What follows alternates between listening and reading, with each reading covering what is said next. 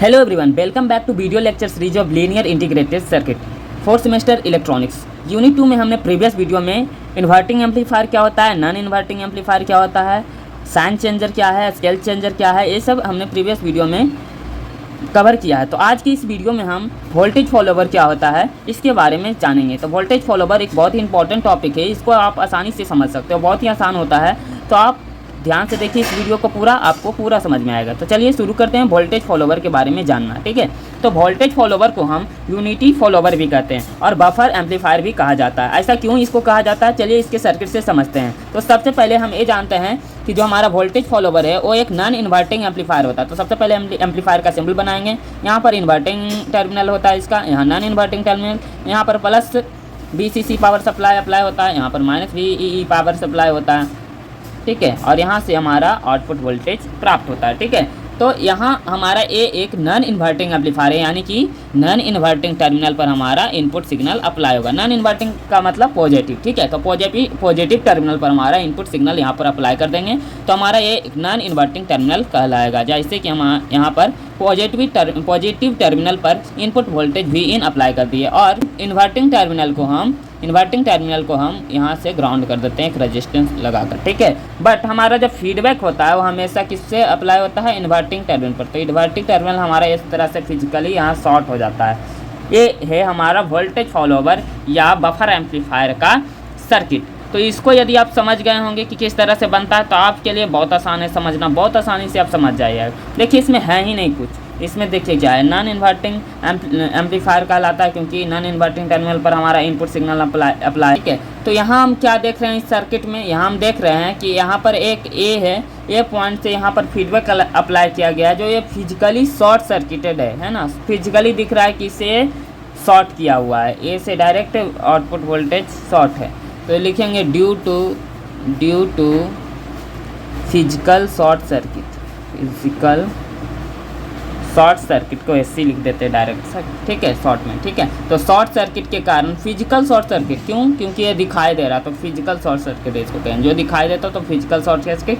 और एक होता है वर्चुअल शॉर्ट सर्किट, जैसे यहाँ पर हो रहा है, ठीक है। तो अभी इसको हम समझेंगे। तो सबसे पहले फिजिकल शॉर्ट सर्किट से क्या हो जाएगा, हमारा जो VA है वो किसके बराबर हो जाएगा, V0 यानी आउटपुट वोल्टेज के बराबर। तो ये हम इक्वेशन 1 मान लेते हैं।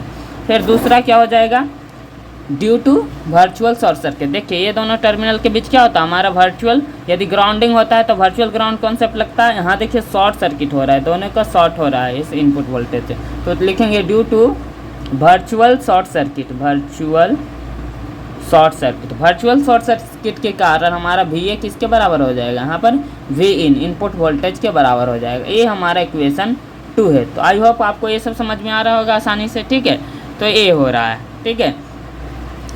अब हम यदि इक्वेशन 1 और इक्वेशन 2 को इक्वेट कर दें, यानी दोनों इक्वल कर दें, देखिए क्योंकि इसमें भी VA है और इसमें भी VA है, तो लेफ्ट हैंड साइड इक्वल है तो राइट हैंड साइड भी इक्वल होगा। तो लिखेंगे फ्रॉम इक्वेशन 1 एंड 2, देखिए थोड़ा सा ऊपर कर लेते हैं इसको, यहाँ कैलकुलेशन कर लेते हैं। यहाँ फ्रॉम इक्वेशन 1 एंड 2 से हमारा क्या हो जाएगा, 1 एंड 2 से क्या है, VA हमारा दोनों लेफ्ट हैंड साइड में सेम है तो इधर भी सेम होना चाहिए राइट हैंड साइड में। तो V0 बराबर क्या हो गया यहाँ से Vin, ठीक है ना। ये दोनों सेम है तो ये दोनों भी आपस में सेम होंगे, है ना। तो हमारा यहाँ से आउटपुट वोल्टेज जो है V0 वो क्या आ गया, इनपुट वोल्टेज के बराबर हो गया, इसीलिए हम इसको वोल्टेज फॉलोवर कहते हैं, है ना। देखिए जो हमारा इनपुट में सिग्नल अप्लाई किए थे वोल्टेज, वही हमारा आउटपुट में आ रहा है। देन ये क्या कर रहा है, वोल्टेज का फॉलो कर रहा है, वोल्टेज फॉलोवर इसीलिए कहते हैं। बफर एम्पलीफायर भी इसको क्यों कहते हैं, इसको हम बफर एम्पलीफायर भी कहते हैं क्योंकि देखिए, क्योंकि जो बफर क्या काम करता है, जो हमारा इनपुट में है वही आउटपुट में आना चाहिए। तो इसमें वही हो रहा है, आउटपुट में क्या आ रहा है, जो इनपुट में है, तो इसीलिए इसको बफर एम्पलीफायर कहते हैं। बट इसको यूनिटी फॉलोवर क्यों कहते हैं, क्योंकि इसका गेन, यदि हम गेन कैलकुलेट करें तो गेन क्या होता है, output voltage by input voltage. तो आउटपुट बाई इनपुट कर दें तो कुछ बचा नहीं, 1 बचा, ठीक है, यहाँ 1 बचा, ठीक है ना, 1 बचा। तो इसीलिए इसका गेन क्या हो गया, यूनिटी, इसको क्या कहेंगे, यूनिटी गेन है इसका, इसीलिए इसको कहते हैं यूनिटी गेन फॉलोवर, या ना, unity follower. Unity gain amplifier, ठीक है। तो वोल्टेज फॉलोवर या यूनिटी गेन एम्पलीफायर इसीलिए इसको कहते हैं। तो आई होप आपको ये अच्छे तरह से समझ में आ गया होगा कि किस तरह से हम वोल्टेज फॉलोवर को बना सकते हैं और उसका डेरिवेशन कर सकते हैं।